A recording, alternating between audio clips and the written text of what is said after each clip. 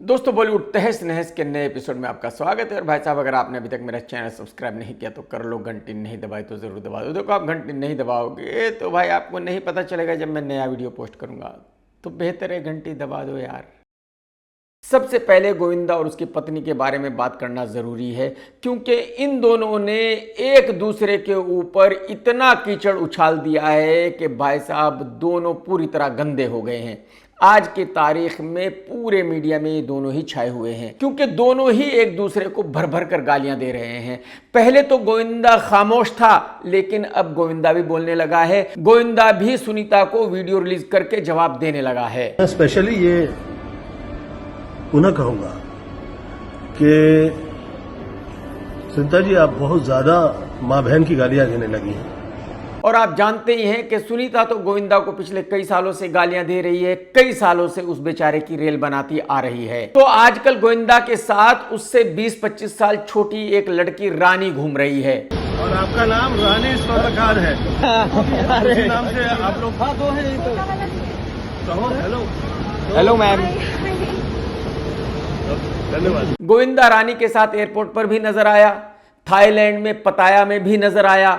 कहने का मतलब यह है कि आज के वक्त में गोविंदा तकरीबन हर वक्त उसी लड़की के साथ रहता है। बल्कि मेरी सोर्सेज के मुताबिक तो गोविंदा इसी लड़की के साथ आज के वक्त में रह रहा है। तो जब गोविंदा की पत्नी सुनीता से इस लड़की के बारे में पूछा गया तो उसने कहा कि अगर शुगर डैडी इतना रिच है तो उस लड़की को बोलो कि ढंग के कपड़े तो पहना करे। यानी कि एक तरह से सुनीता ने बताया कि गोविंदा उस लड़की का शुगर डैडी है। सुनीता ने यह भी कहा कि गोविंदा बुढ़ापे में सठिया गया है, अपनी बेटी से कम उम्र की लड़की के साथ घूम रहा है, उसको कुछ तो शर्म आनी चाहिए। सुनीता ने यह भी पूछा कि जबकि फिल्म की शूटिंग नहीं हुई, फिल्म नहीं बनी, तो किस फिल्म का प्रमोशन हो रहा है। आज तक तो मैंने कभी पहले ऐसा नहीं सुना कि कोई फिल्म बनी नहीं लेकिन बिना बने ही उस फिल्म का प्रमोशन होने लगा हो।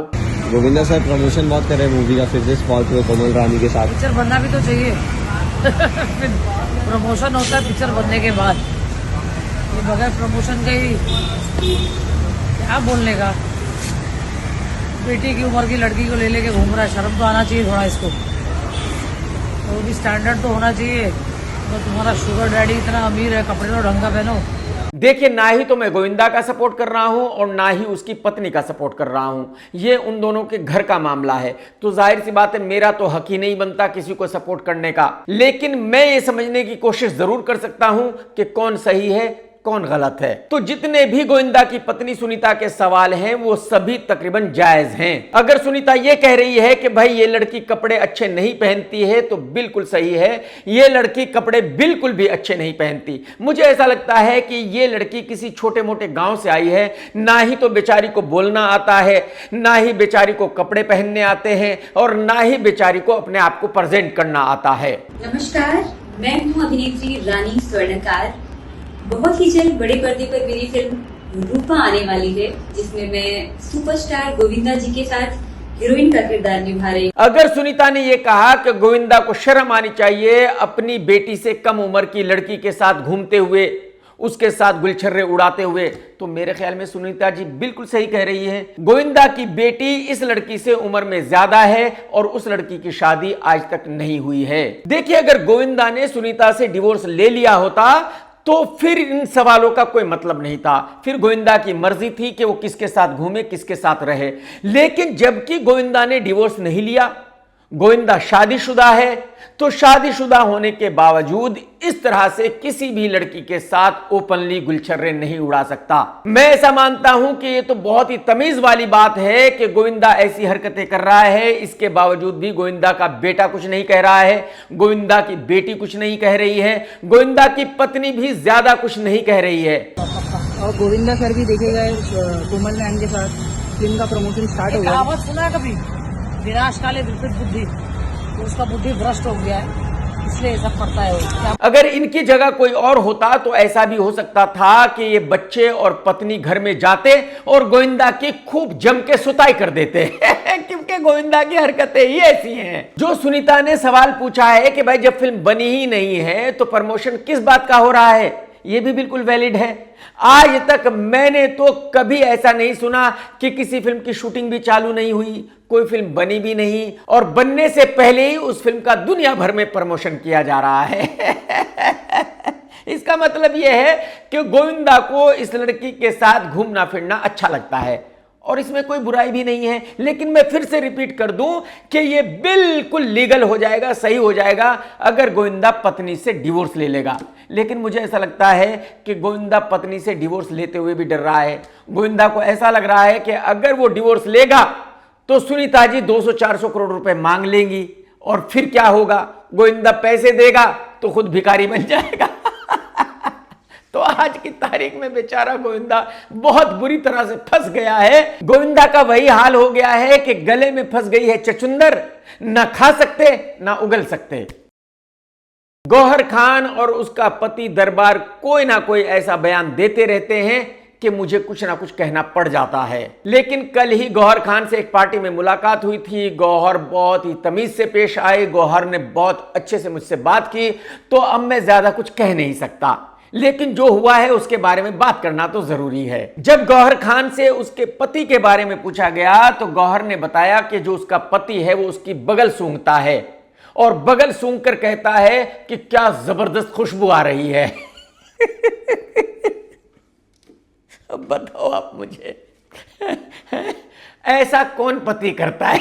आप खुद मुझे बोलो। अब मैं कुछ कहूंगा तो बेचारी गौहर को बुरा लगेगा, तो मैं कहूंगा तो नहीं, लेकिन मुझे आप खुद सोच करके बताइए कि क्या इस लड़के को ऐसा करना चाहिए? क्या इस लड़के को इतना नीचे गिर जाना चाहिए? अरे भाई ठीक है, आपकी पत्नी है, आपकी पत्नी के पास बहुत सारे पैसे हैं, आपका गुजारा नहीं हो सकता पत्नी के पैसों के बिना, तो भाई साहब पत्नी को खुश रखिए, इसमें कोई बुराई नहीं है। लेकिन ऐसी हरकतें मत कीजिए जिससे यह साबित हो कि आप बहुत ही डेस्परेट है लाइफ में। ऐसा मत कीजिए जिससे यह साबित हो कि आप अपने आप को बहुत ही नीचे समझते हैं वाइफ के सामने। पति पत्नी किसी भी गाड़ी के दो पहिए हैं, दोनों को बराबर रहना चाहिए। प्रभास की एक बहुत बड़ी फिल्म बन रही है जिसका नाम है फौजी। इस फिल्म के प्रोड्यूसर वही हैं जिन लोगों ने पुष्पा 2 बनाई है, यानी कि मैत्री मूवी मेकर्स। इस फिल्म का बजट है तकरीबन 700 करोड़ रुपए। यह फिल्म रिलीज होने वाली है 2026 में ही 3 दिसंबर को। प्रभास की लास्ट फिल्म थी राजा साहब और राजा साहब में उसके प्रोड्यूसर को 425 करोड़ रुपए का नुकसान हुआ था। कितना भाई साहब? 425 CR का एक फिल्म में। वो इतना बड़ा लॉस है कि मीडिया की खबरों के मुताबिक जो प्रोड्यूसर है वो बेचारा बैंकरप्ट हो गया है, उसके पास पैसे ही नहीं बचे अगली फिल्म बनाने के लिए। आप खुद ही सोच करके देखिए कि 425 करोड़ रुपए आप किसे कहते हैं? अगर किसी भी निर्माता का एक ही फिल्म में 425 करोड़ रुपए का नुकसान होगा तो जाहिर सी बात है वो बैंकरप्ट ही हो जाएगा, कोई भी हो। और प्रभास की उससे पहली फिल्म थी आदि पुरुष, वो भी बहुत बड़ी डिसास्टर थी। और प्रभास की यही फिल्में फ्लॉप नहीं हुई, बल्कि बाहुबली के बाद आज तक प्रभास की कोई भी फिल्म नहीं चली। जब भी प्रभास की कोई फिल्म रिलीज हुई सुपर डुपर डिसास्टर ही हुई। तो अब देखने वाली बात यह होगी कि फौजी हिट होगी या फ्लॉप होगी। 15 अगस्त इंडिया का इंडिपेंडेंस डे है, सभी ने धूमधाम से मनाया। लेकिन कमाल यह है कि कंगना ने भी धूमधाम से मनाया। कंगना बड़ी खुश नजर आ रही थी। अब बहुत सारे लोग ये पूछ रहे हैं कंगना से कि आपने इस दिन को क्यों मनाया है? आपने तो खुद ही कहा था कि हिंदुस्तान को आजादी मिली थी 2014 में।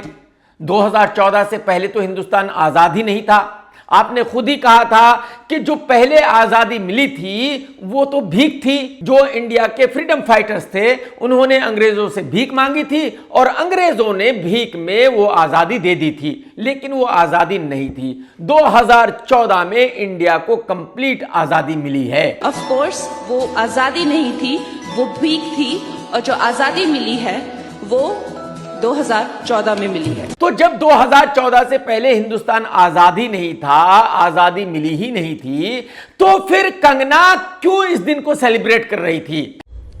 अभी थोड़ी देर पहले जब मैं अपनी आज़ादी का पूरा फायदा उठाते हुए सोकर उठी तो मैंने देखा कि ये पगली झंडा क्यों फहरा रही है, ये किस बात की खुशियां मना रही है। आज तो 15 अगस्त है, आज तो हमारा आज़ादी का दिन है, आज के दिन तो हमें आज़ादी भीख में मिली थी, तो ये क्यों इतना फुदक रही है। आज 26 मई थोड़ी ना है, आपको आज़ादी मिले हुए 12 साल भी ठीक से नहीं हुए हैं, इतना फुदकने की जरूरत नहीं है। और ये हमारा वाला झंडा साइड में रख दो और अपना वाला उठा लो। इसका मतलब ये साफ है कि जो कुछ भी कंगना कहती है उसकी कोई वैल्यू नहीं है। इसका मतलब ये साफ है कि कंगना जो खुद कहती है उसको खुद ही नहीं मानती। इसका मतलब ये साफ है कि कंगना सिर्फ और सिर्फ ड्रामा है, ड्रामा के अलावा कुछ भी नहीं है। और यही वजह है कि लोग कंगना की कोई वैल्यू नहीं करते, यही वजह है कि लोग कंगना को सीरियसली नहीं लेते, यही वजह है कि कंगना कुछ भी कहे उससे किसी को कोई फर्क ही नहीं पड़ता। काफी सालों पहले ऋतिक का डिवोर्स हो गया था सुजैन के साथ, और फिर अब कुछ सालों से ऋतिक सबा आजाद के साथ घूम रहा है। बताया जा रहा है कि ये दोनों ही शादी करने वाले हैं। लेकिन अब एक बुरी खबर आ रही है, मीडिया में जोर शोर से कहा जा रहा है कि इन दोनों का ब्रेकअप हो गया है। ऋतिक रोशन एक डेटिंग ऐप पर भी है और उसका स्क्रीनशॉट भी मीडिया में दिखाया जा रहा है। देखिए, ये दोनों ही माल के शौकीन हैं, और जब दो माल के शौकीन लोगों में दोस्ती हो जाती है, दोनों एक दूसरे के साथ रहने लगते हैं, तो फिर दोनों का अलग होना बहुत मुश्किल है। तो मैं गारंटी के साथ नहीं कह सकता कि इनका ब्रेकअप हो गया है या नहीं हुआ है, लेकिन हां, ये मैं गारंटी के साथ कह सकता हूं कि ऋतिक एक डेटिंग ऐप पर है। और डेटिंग ऐप पर होने का क्या मतलब है? किसी भी आदमी के डेटिंग ऐप पर होने का मतलब ही यही है कि वो डिफरेंट लड़कियों से बात करता है, डिफरेंट लड़कियों से मिलता है, डिफरेंट लड़कियों के साथ एंजॉय करता है। तो जबकि ऋतिक भी एक डेटिंग ऐप पर है, तो जाहिर सी बात है वो भी ऐसा ही करता होगा। अब वाकई ही सबा ने ऋतिक को ऐसा कुछ करते हुए पकड़ा है या नहीं पकड़ा है, ब्रेकअप हुआ है या नहीं हुआ है, यह मैं गारंटी के साथ नहीं कह सकता। एक्टर विजय सीएम बन चुका है, बहुत ही अच्छा काम कर रहा है, पूरे देश में विजय की वाहवाही हो रही है। लेकिन सीएम बनने के साथ ही विजय का डिवोर्स भी हो गया है, और आजकल विजय गर्लफ्रेंड के साथ रहता है जिसका नाम है त्रिशा, जो एक फेमस एक्ट्रेस है। तो 15 अगस्त के दिन जब एक परेड निकली और उसमें सीएम विजय ने सैल्यूट किया, तो त्रिशा ने भी वहां खड़े होकर सैल्यूट किया। त्रिशा बहुत ज्यादा खुश नजर आ रही थी।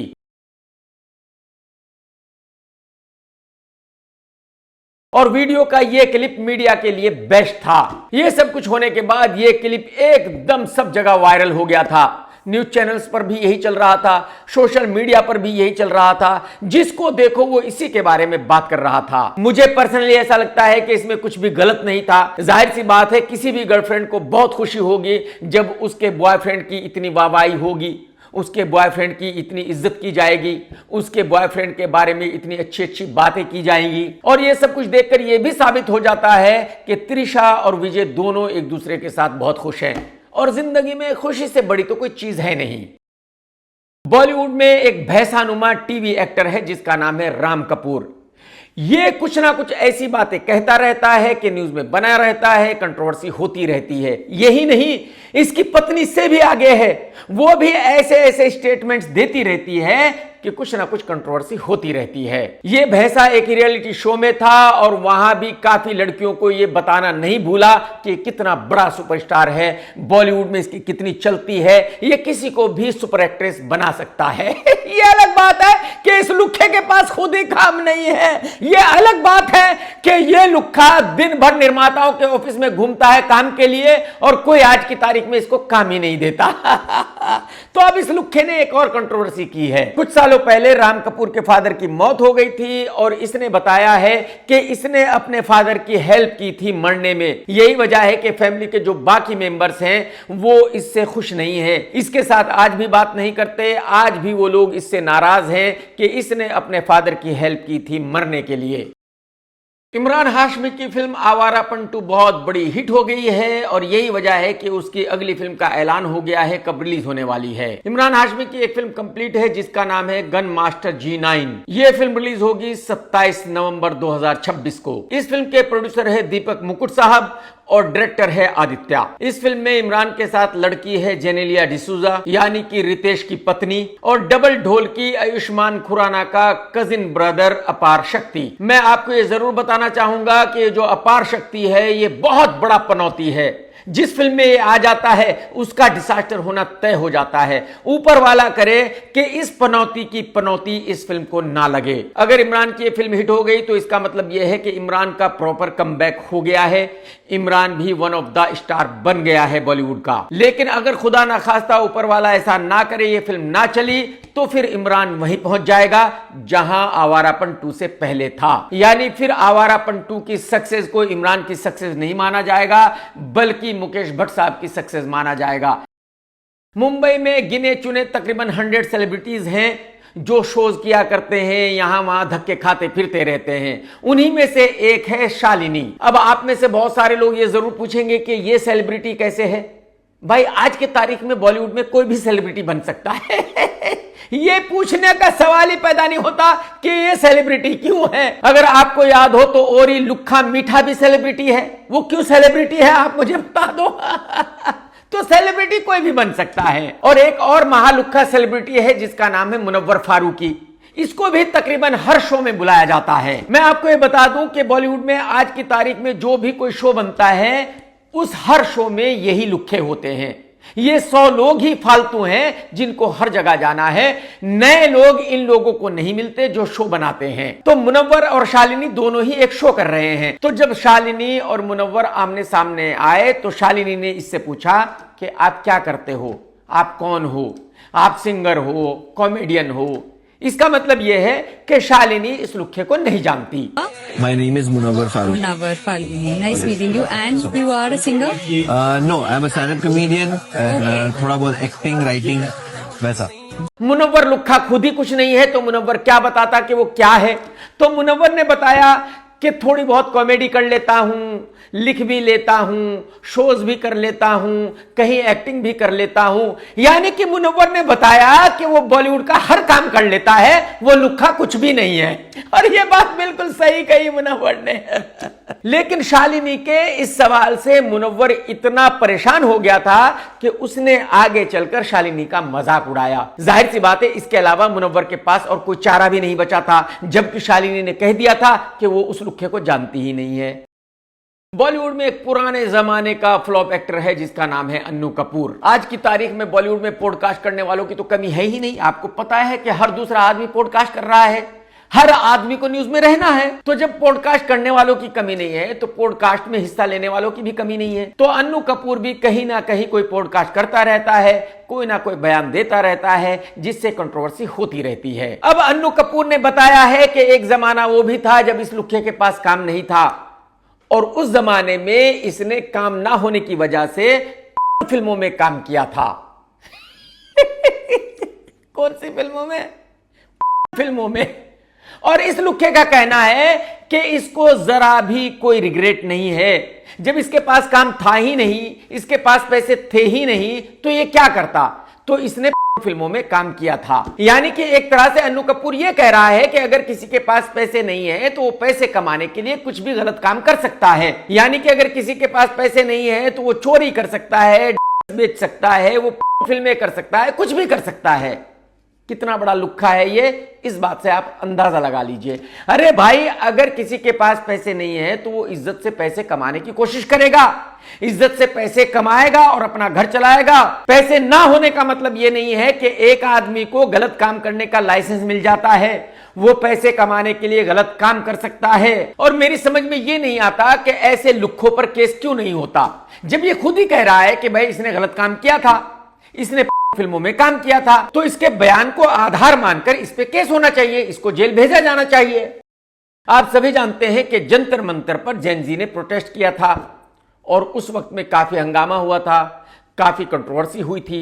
उसी वक्त में कंगना ने एक बयान दिया था और कहा था कि ये जो जेनजी है ये गटर जनरेशन है। यानी कि देश में जितने भी युवा हैं उन सबको कंगना ने गटर जनरेशन कह दिया था और कंगना के इस बयान को लेकर खूब हंगामा हुआ।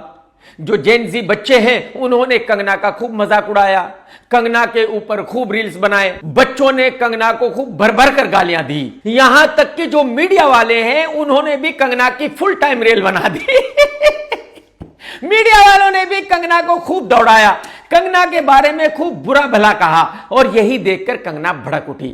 कंगना ने कहा कि मीडिया वालों, अगर तुम मेरे साथ ये करोगे तो याद रखना मैं भूलूंगी नहीं।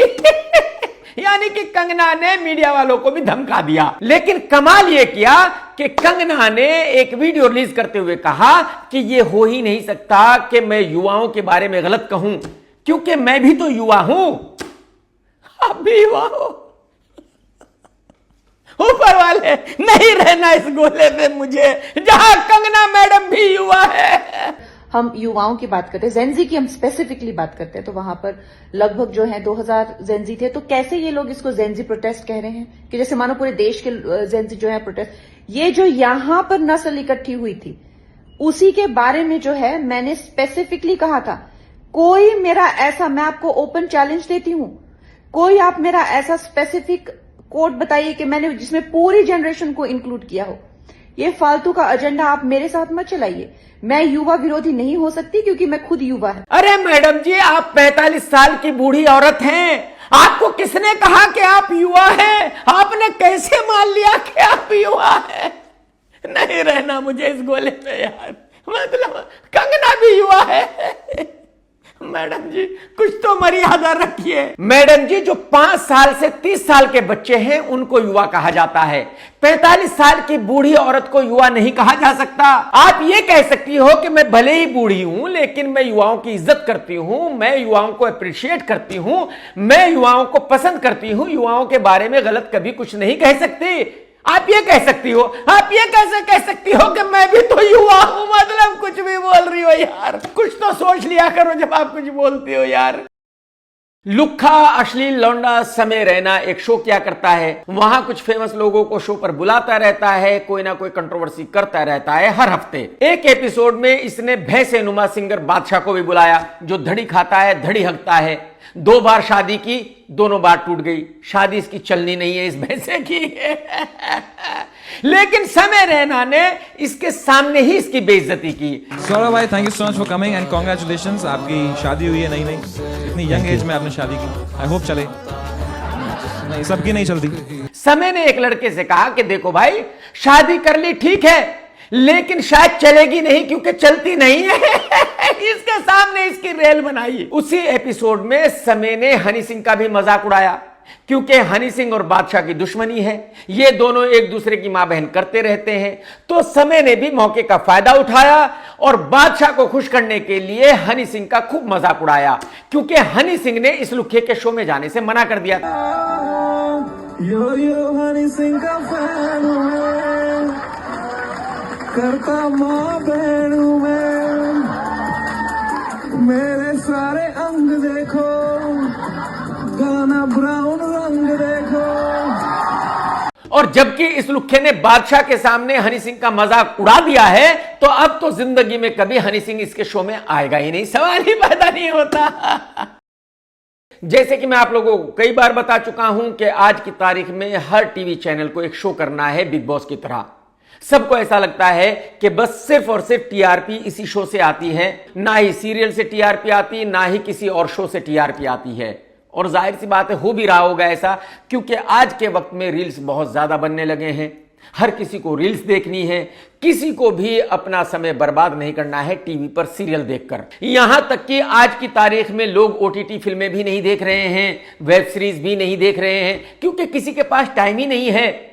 हर किसी के पास सिर्फ इतना ही टाइम है कि या तो वो रील बनाए और या तो रील देखे। तो सबसे बड़ा रियलिटी शो बिग बॉस जल्दी ही चालू होने वाला है। जो इस शो के मेकर्स हैं, उन्होंने एक कंट्रोवर्सी की, उन्होंने एक झूठी खबर फैलाई और कहा कि ललित मोदी बिग बॉस में आ रहा है, जबकि इन लुक्खों को यह पता होना चाहिए कि ललित मोदी इंडिया में वांटेड है। ललित मोदी जब इंडिया में एंटर ही नहीं हो सकता तो शो में कैसे आ सकता है? ललित मोदी जब भी कभी एयरपोर्ट पर आएगा फौरन ही अरेस्ट हो जाएगा, जेल चला जाएगा। तो यानी कि यह एक ऐसी खबर थी जो 100% झूठी थी। इसके बावजूद भी मीडिया ने इस खबर को खूब चलाया और इस खबर के बाद सोशल मीडिया पर ललित मोदी ने क्लियर किया कि मैं बिग बॉस में नहीं आ रहा हूं, यह खबर बिल्कुल झूठी है। और इस शो के जो बनाने वाले हैं, अगर वो आगे इस तरह की झूठी खबर देंगे तो मैं उन पर केस कर दूंगा। ललित ने मीडिया वालों को भी धमकी दी कि अगर यह खबर आपने आगे चलाई तो मैं आप पर केस कर दूंगा। तब जाकर मीडिया वालों ने इस खबर को हटाया। सभी जानते हैं कि रणवीर सिंह की फिल्म धुरंधर और धुरंधर 2 बहुत बड़ी हिट रही थी। उस फिल्म के बाद रणवीर सिंह को बहुत बड़ा सुपरस्टार माना जाने लगा। पब्लिक ऐसा मानती है, बॉलीवुड तो अभी भी नहीं मानता, लेकिन पब्लिक को ऐसा लगता है कि रणवीर सिंह बहुत बड़ा सुपरस्टार हो गया है। यही वजह है कि काफी दिनों से इंतजार किया जा रहा था कि रणवीर सिंह की अगली फिल्म कौन सी होगी। रणवीर ने बहुत सारी कहानियां सुनी और मना कर दिया। यहां तक कि रणवीर सिंह ने फरहान अख्तर की डॉन 3 करने से भी मना कर दिया था। बिरला साहब की बेटी अनन्या बिरला ने एक नया स्टूडियो खोला है जिसके अंडर वो फिल्में बना रही है। तो अब रणवीर सिंह अनन्या की एक फिल्म कर रहा है जिसका नाम है परले। इस फिल्म की शूटिंग मुंबई में चालू हो गई है और इस फिल्म को डायरेक्ट कर रहा है जय मेहता, बुढ़े हंसल मेहता का बेटा। हंसल मेहता जिंदगी में कभी बड़ा डायरेक्टर बन नहीं सका और बेचारा वो ये उम्मीद कर रहा होगा कि उसका बेटा बड़ा डायरेक्टर बने, ऊपर वाला करे बने, हमें कोई प्रॉब्लम नहीं है। लेकिन कमाल यह है कि इस फिल्म में हीरोइन लिया गया कल्याणी प्रियदर्शन को, जो एक साउथ की एक्ट्रेस है। यानी कि इन लोगों को बॉलीवुड में ऐसी कोई लड़की मिली ही नहीं जिसको इस फिल्म में लिया जाता। यह इस बात का सबूत है कि बॉलीवुड में लड़कियों की कितनी ज्यादा कमी है। सिर्फ रणवीर सिंह की ही इस फिल्म में साउथ की एक्ट्रेस को नहीं लिया गया, बल्कि कार्तिक आर्यन की फिल्म की हीरोइन भी एक साउथ की एक्ट्रेस है। अजय देवगन की भी एक फिल्म की हीरोइन साउथ की एक एक्ट्रेस है। लव रंजन भी अपनी एक फिल्म में साउथ की एक एक्ट्रेस को लॉन्च कर रहा है। आपको पता ही है कि आमिर खान ने भी अपने बेटे की फिल्म में साउथ की एक्ट्रेस को ही हीरोइन लिया था। तो अगर साउथ की इतनी लड़कियों को बॉलीवुड में लॉन्च किया जा रहा है तो उसकी क्या वजह हो सकती है? उसकी वजह यह है कि जो बॉलीवुड में लड़कियां हैं वो बिल्कुल भी टैलेंटेड नहीं हैं। जब फिल्म मेकर्स उन लड़कियों से मिलते हैं तो उनको लगता है कि यार इनमें तो ऐसा कुछ भी नहीं है जिसकी वजह से ये हीरोइन बन सके। उन लड़कियों का बिहेवियर, एटीट्यूड भी इतना ज्यादा खराब है कि उनको एज ए हीरोइन लॉन्च किया ही नहीं जा सकता। बॉलीवुड में बहुत सारी फ्लॉप एक्ट्रेसेस भी हैं, सारा अली खान, जानवी कपूर, अनन्या पांडे वगैरह वगैरह, लेकिन इन लड़कियों के साथ कोई भी फिल्म मेकर काम करना ही नहीं चाहता, क्योंकि उनको पता है कि अगर इनमें से कोई भी फिल्म में होगी तो फिल्म का डिजास्टर होना तय है। यही वजह है कि हर फिल्म मेकर एक नई लड़की को लॉन्च करना चाहता है, लेकिन बॉलीवुड में वो लड़की मिलती नहीं है। और यही वजह है कि जो फिल्म मेकर्स हैं उनको साउथ की इतनी लड़कियों को बॉलीवुड में लॉन्च करना पड़ रहा है। अचानक बाबा रामदेव का जमीर जाग उठा है। अचानक बाबा पब्लिक की बात करने लगा है। अचानक बाबा युवाओं को सपोर्ट करने लगा है, युवाओं के बारे में बात करने लगा है। जब एक टीवी प्रोग्राम में बाबा से पूछा गया कि आप कंगना के बारे में क्या कहना चाहोगे, जिसने युवाओं को कहा है गटर जनरेशन, तो बाबा ने कंगना की बहुत भारी बेइज्जती की। बाबा ने कहा कि ऐसी लड़की के बारे में तो मैं बात करना ही नहीं चाहूंगा। क्या आप नहीं जानते कि कंगना कौन है? क्या आप नहीं जानते कि कंगना क्या क्या करके यहां आई है? क्या आप नहीं जानते कि कंगना जब यंग थी तो क्या किया करती थी? तो ऐसी लड़की के बारे में मैं बात ही नहीं करना चाहूंगा। बीजेपी के एक सांसद कंगना रनौत कहती हैं कि ये गटर जनरेशन है। और उनका क्वालिफिकेशन क्या है जिनका आप नाम? सांसद हैं। और उनका बचपन कैसा रहा है? उनकी जवानी कैसी रही है? उनके पहले के कारनामे कैसे रहे? मैं ऐसे लोगों के बारे में बात नहीं करना चाहता। ऐसे किसी भी देश के जवान को, जेंजीज को गटर पटर बोलना ये बिगड़े हुए दिमाग की निशानी है, गलत बात है। बाबा अगर कंगना के बारे में कुछ भी अच्छा या बुरा कहते तो ठीक है, लेकिन यह कहना कि ऐसी लड़की के बारे में मैं बात ही नहीं करना चाहूंगा, यह अपने आप में एक बहुत बड़ी इंसल्ट है। और जैसे कि मैं पहले भी बता चुका हूं कि कंगना ऐसे ऐसे बयान देती है जिसकी वजह से उसकी कोई भी इज्जत नहीं करता, कोई भी उसको सीरियसली नहीं लेता। कंगना को समझना होगा कि अब वो एक सांसद है, उसको ऐसे बयान देने होंगे जिनकी वैल्यू हो, जिनको लोग सुने तो ऐसा माने कि हां कंगना कुछ सही कह रही है। क्योंकि कंगना का पास्ट ऐसा रहा है कि उससे पीछा छुड़ाना आसान नहीं है, बल्कि बहुत मुश्किल है। इसी फ्राइडे को इमरान हाशमी की फिल्म आवारापन 2 रिलीज हुई, बहुत बड़ी ओपनिंग ली और फिल्म सुपरहिट हो गई है। फिल्म ने 5 दिन में 100 करोड़ रुपए का बिजनेस कर लिया है, यानी कि अब यह फिल्म 150 करोड़ रुपए से कम का बिजनेस नहीं करेगी, यानी कि यह फिल्म एक तरह से ब्लॉकबस्टर हो गई है। इसका मतलब यह भी है कि इमरान हाशमी का कमबैक हो गया है, और इसका मतलब यह भी है कि निर्माता मुकेश भट्ट जल्दी ही आवारापन 3 का अनाउंसमेंट करेगा, जल्दी ही उस फिल्म को बनाएगा और मेरे ख्याल में अगले साल आवारापन 3 भी रिलीज होगी। क्योंकि आवारापन 2 की जो कहानी है वो ऐसी जगह छोड़ी गई है जहां से आवारापन 3 किसी भी वक्त शुरू की जा सकती है। फिल्म के आखिरी सीन में इमरान कहता है कि मैं अपनी अगली जर्नी पर जा रहा हूं। तो जाहिर सी बात है आवारापन 3 की कहानी कुछ भी हो सकती है और कभी भी इस फिल्म को बनाया जा सकता है और मेरे हिसाब से इस फिल्म को बहुत जल्दी बनाया जाएगा और ये इमरान के लिए भी बहुत अच्छा है और निर्माता के लिए भी बहुत अच्छा है, क्योंकि आवारापन 3 को इतनी बड़ी ओपनिंग मिलेगी कि भाई साहब फिल्म का ब्लॉकबस्टर होना तय है, गारंटी है।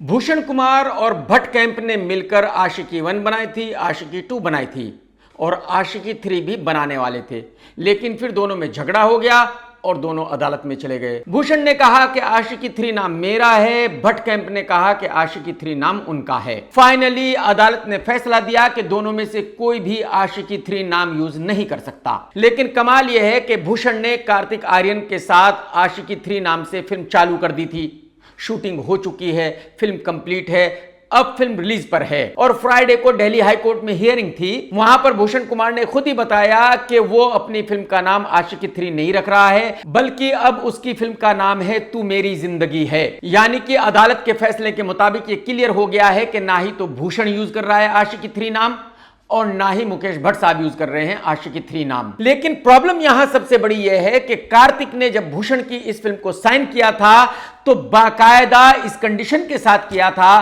कि इस फिल्म का नाम आशिकी 3 ही होगा। अगर फिल्म का नाम आशिकी 3 नहीं होगा तो इस फिल्म को रिलीज नहीं किया जाएगा, कार्तिक आर्यन इस फिल्म को एंडोर्स नहीं करेगा, इस फिल्म का प्रमोशन नहीं करेगा। तो अब जबकि ये क्लियर हो गया है कि इस फिल्म का नाम आशिकी 3 नहीं हो सकता और फिल्म की कहानी भी वही है जो सैयारा की है, सिर्फ इतना फर्क है कि उस फिल्म में लड़की भूल जाती थी, इस फिल्म में लड़का भूल जाता है। तो मेरे ख्याल में भूषण कुमार और उसकी फिल्म के लिए बहुत ज्यादा प्रॉब्लम्स खड़ी हो गई हैं। एक तो ये कि शायद कार्तिक माने ही नहीं इस फिल्म को इस नाम से रिलीज करने के लिए, शायद कार्तिक मना कर दे कि भाई मैं इस फिल्म का प्रमोशन नहीं करूंगा, आप खुद इस फिल्म को रिलीज कर लीजिए। अगर ऐसा हुआ तो फिल्म डिसास्टर हो जाएगी पहले ही दिन। और अगर कार्तिक इस फिल्म का प्रमोशन भी करता है, इस फिल्म को एंडोर्स कर भी देता है, तो फिर फिल्म का नाम आशिकी 3 नहीं है और वही तो हाईलाइट था और फिल्म की कहानी भी वही है जो सैयारा की है, तो फिर भी इस फिल्म के चलने के चांसेस बहुत ज्यादा कम हैं। अगर इस फिल्म का नाम आशिकी 3 होता तो ये बिल्कुल 100% गारंटी होती कि ये फिल्म चलेगी, हिट होगी। तो अब देखने वाली बात ये होगी कि जब ये फिल्म रिलीज होगी तो हिट होगी या फ्लॉप होगी। मैं अपने वीडियो में आप लोगों के कुछ कमेंट्स पढ़ता हूं, लेकिन ये कमेंट्स आगे पढ़ना जरा मुश्किल है। उसकी वजह यह है कि हजारों कमेंट्स होते हैं, उन हजारों कमेंट्स में से चूज करके तो पढ़े नहीं जा सकते कि भाई इसी का पढ़ना है या उसी का पढ़ना है। और कुछ लोगों के कमेंट्स नहीं पढ़े जा रहे हैं तो वो बहुत ज्यादा नाराज हैं। उनका कहना यह है कि भाई मैं जानबूझकर उनके कमेंट्स नहीं पढ़ रहा हूं, यही वजह है कि वो मेरे वीडियोस देखना बंद कर देंगे। तो मेरे ख्याल में इस प्रॉब्लम को खत्म करने का हल सिर्फ यही है कि मैं आज से अपने वीडियो में कमेंट्स नहीं पढ़ूंगा। आप जानते हैं कि अजय देवगन कुछ भी कर लेता है, पान मसाला भी बेच लेता है, विस्की भी बेच लेता है, सिगरेट भी बेच लेता है। कहने का मतलब यह है कि अजय पैसों के लिए कुछ भी कर लेता है, पैसे दो और कुछ भी कराओ। तो अजय ने एक पान मसाला का ऐड किया था, उसमें SRK भी है, टाइगर भी है। बहुत लोगों को इस पर ऐतराज था, बहुत लोगों का ऐसा कहना था कि भाई अगर पान मसाला बहुत ज्यादा नुकसान देता है, अगर पान मसाला से ही कैंसर होता है, तो फिर जो इतने बड़े स्टार्स हैं वो इसको एंडोर्स क्यों कर रहे हैं, वो इसका एडवर्टाइजमेंट क्यों कर रहे हैं। तो अब महाराष्ट्र FDA ने इन तीनों ही स्टार्स को नोटिस भेजा है, इनसे पूछा है कि भाई आपने ये गलत काम क्यों किया है, आप पर फाइन क्यों ना लगाया जाए, आप पर कार्रवाई क्यों ना की जाए। जहां तक मुझे लगता है कि ये सब कुछ खाना पूर्ति करने के लिए हो रहा है, क्योंकि अजय देवगन के खिलाफ कुछ किया जाए, SRK के खिलाफ कुछ किया जाए, ये तो पॉसिबल नहीं है आज की तारीख में हिंदुस्तान में। ये तो आप भी जानते हैं और मैं भी जानता हूं।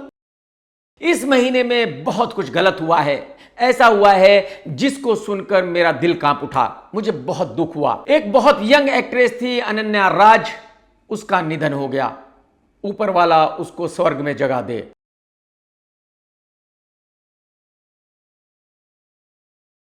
एक बहुत ही उभरती हुई, बहुत ही खूबसूरत, बहुत ही टैलेंटेड इन्फ्लुएंसर थी जिसका नाम था त्विषा शर्मा, इसका भी निधन हो गया, ऊपर वाला इसको भी स्वर्ग में जगह दे। जब किसी भी बच्चे का 25, 26, 27 साल में निधन होता है तो मुझे बहुत दुख होता है। यह एज ऐसी नहीं है जिसमें किसी की मौत हो, ये एज ऐसी है जिसमें एक इंसान एंजॉय करता है, अपनी जिंदगी को जीता है। लेकिन जो बॉलीवुड है वो बहुत ही डिफिकल्ट जगह है। यहां पर बच्चे आते हैं बहुत बड़े बड़े सपने लेकर, और कुछ बच्चों के वो सपने पूरे नहीं होते तो वो बहुत ज्यादा डिप्रेशन में चले जाते हैं और कुछ ऐसा गलत काम कर लेते हैं जो नहीं करना चाहिए। सन्नी देओल की फिल्म बंटवारा 1947 रिलीज हुई थी। यही वजह है कि सन्नी मीडिया से मिल रहा था। सन्नी ने पॉडकास्ट भी किया। जब पॉडकास्ट में सन्नी देओल से पूछा गया कि क्या वो पान मसाला का ऐड करेगा, तो सन्नी देओल ने बहुत ही सफाई के साथ जवाब दिया और कहा कि मैं पान मसाला का ऐड कभी नहीं करूंगा, मैं शराब का ऐड कभी नहीं करूंगा, मैं सिगरेट का ऐड कभी नहीं करूंगा। मैं कुछ पैसे कमाने के लिए जनता को बेवकूफ नहीं बनाना चाहता। मैं किसी को भी ऐसी कोई चीज खरीदने के लिए नहीं बोलूंगा जिससे उसकी सेहत को नुकसान हो। मेरे ख्याल में सन्नी देओल का यह फैसला बहुत अच्छा है और मेरे ख्याल में बॉलीवुड के जितने भी एक्टर्स हैं उन सबको इसी तरह से सोचना चाहिए। वैसे तो बॉलीवुड में ऐसे ना जाने कितने एक्टर्स हैं जिनकी कोई फैन फॉलोइंग नहीं है, जिनकी वजह से कुत्ता भी फिल्म नहीं देखता, लेकिन वो अपने आप को सुपरस्टार्स मानते हैं। ऐसे ही दो एक्टर हैं, एक का नाम है अली फजल, एक का नाम है रवि किशन। फिल्म 1947 में अली फजल भी था। अगर पूरे हिंदुस्तान में कोई एक आदमी ये कह दे कि मैं अली की वजह से इस फिल्म को देखने गया था, तो मैं अली को सुपरस्टार मान लूंगा। और अगर पूरे हिंदुस्तान में ऐसा एक भी आदमी ना हो जो अली के लिए इस फिल्म को देखने गया हो, तो फिर अली को अपने आप को एक्टर भी नहीं मानना चाहिए, सुपरस्टार तो बहुत दूर की बात है। ठीक वैसा ही रवि किशन के साथ है। रवि अपने आप को बहुत बड़ा सुपरस्टार मानता है। रवि ऐसा मानता है कि उससे बड़ा स्टार तो बॉलीवुड में कोई है ही नहीं। आप यकीन कीजिए, अगर पूरे हिंदुस्तान में कोई एक आदमी ये कह दे कि वो धमाल रवि के लिए देखने गया था, तो भाई साहब मैं रवि को बॉलीवुड का सबसे बड़ा सुपरस्टार मान लूंगा। और अगर पूरे हिंदुस्तान में एक भी आदमी कहीं ना मिले जो ये कहे कि हां मैं धमाल रवि की वजह से देखने गया था, तो फिर रवि को अपने आप को एक्टर कहते हुए भी शर्म आनी चाहिए। सुपरस्टार तो बहुत दूर की बात है। कहने का मतलब यह है, ये वो आलू हैं जो मीट के साथ पकाए जा सकते हैं। ये वो आलू नहीं है जिनकी सब्जी अलग से बनाई जा सकती है। तो अगर ये अपने आप को सुपरस्टार्स मानते हैं, अगर इनको ऐसा लगता है कि लोग इनकी वजह से किसी फिल्म को देखते हैं, तो इन लोगों को बहुत बड़ी गलतफहमी है। दोस्तों, अगर आज का वीडियो आपको पसंद आया तो लाइक करना बिल्कुल मत भूलना। कमेंट्स करके जरूर बताना कि आज का वीडियो कैसा लगा। टेक केयर दोस्तों, tata bye bye, love you, Jai Hind. सत्यमेव जयते।